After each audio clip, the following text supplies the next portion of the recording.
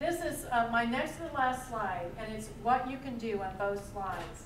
The first one, please, when you're talking to elected officials, these are persons that you and I have elected, that we have respected. And so give them a little space. Don't go in and assume that they already understand everything that you understand. There's a learning curve here. As I was saying to someone earlier, while I had been to these UN conferences on climate change since 1997, I had not delved into these other two treaties until more recently. And I've seen all the repercussions because of the climate change issue. But you really have to dedicate a little more time. So just always be polite and respectful. And then before going to elected officials, there's a booklet back here that you can purchase for $5, written by Henry Lamb, Sustainable Development or Sustainable Freedom. And it gives you some talking points that you can not only have for yourself, but share with your elected officials. And then, rarely is it productive to mention the UN. Because unfortunately, too many people think if you mention the UN, it has no impact on your local level government, and you're into some conspiracy theory. That's what they want to just label you and discount whatever you have to say. So be careful as you go into this about mentioning the UN. Now, I don't mind being called a nutcase and an activist. I mean, I've been doing this UN thing since 1995. It's part of who I am, and you know, that's just fine with me. But be very careful and understand if you get a feedback that is disagreeable, that people, again, have a learning curve. And then focus on the protection of private property rights and free markets and development and implementation of any land use plan.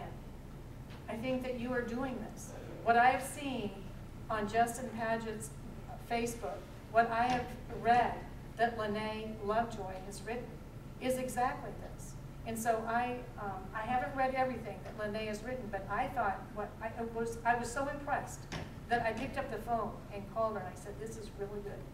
And it was explaining how the septic tank grant seeking turned into a watershed issue and possibly compromising land rights for even grazing cattle. Folks, I can tell you that there are friends in other states that, because of other reasons, are unable to graze their cattle on federal lands.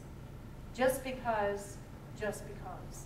There is no logic to it. So you have to understand and go about this methodically and help elected officials understand. And there is a responsibility that they have, but a responsibility that we have as well, to hold them to account.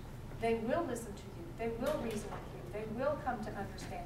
You will come of one mind. Or there is an accountability at the polls. I mean, and that, please don't ever hear me saying that, and please don't use that as a threat. You know, reason, sit down and reason together. And then read your local proposal and find the links to Agenda 21 and the President's Council on Sustainable Development. That is extremely helpful to do that. Michael Shaw, I know some of you have read his book. I think that may even be available back here.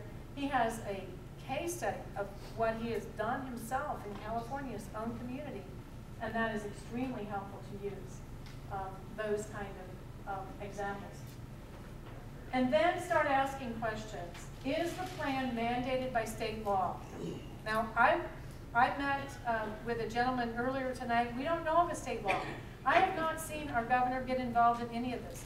I will tell you, after the last legislative session, not the one that is still going on now in special session, but after the last one, there was a stupid law that went over to the Workforce Commission for green jobs. And by the time I found it and called the governor's office, it had already been signed. I think it could have been vetoed if I had gotten to him sooner.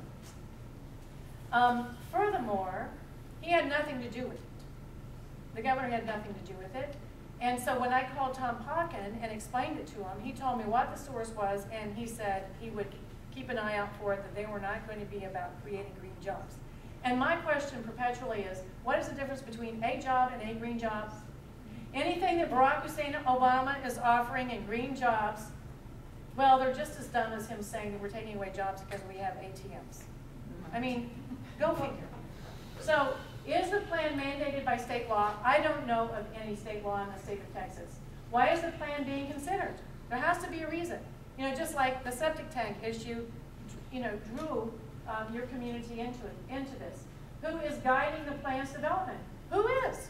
Was it a formerly elected official who got, you know, into this, and then, you know, all of a sudden now we have new officials and all they're trying to do is continue, you know, but maybe they need to backtrack. I mean, find that out. Who's guiding the plan's development? If the leader is gone, then stop it. Just get out of it altogether. And, well, even if the guy is still there and he understands this, hopefully you'll get out of it. How and why was the person or agency guiding the plan chosen? I mean, find that out. And how will the plan be enforced? Because it's the enforcement that typically will turn off most elected officials. They don't want to be controlled by the feds either. They want their own authority to be their own authority because they were elected to do a job. And you've given them that authority. And so they probably wouldn't want that either.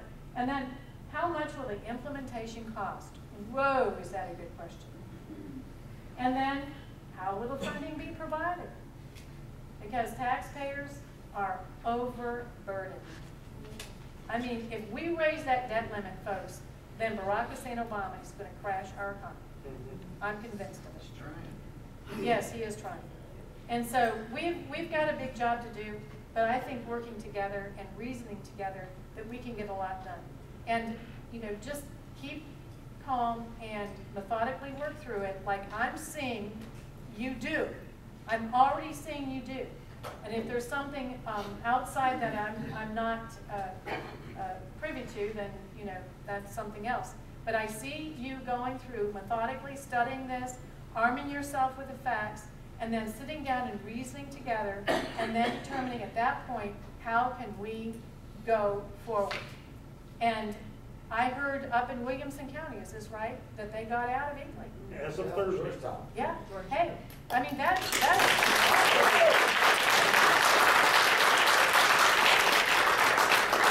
so it's happening across the country, not just in Texas, but it starts with educating yourself.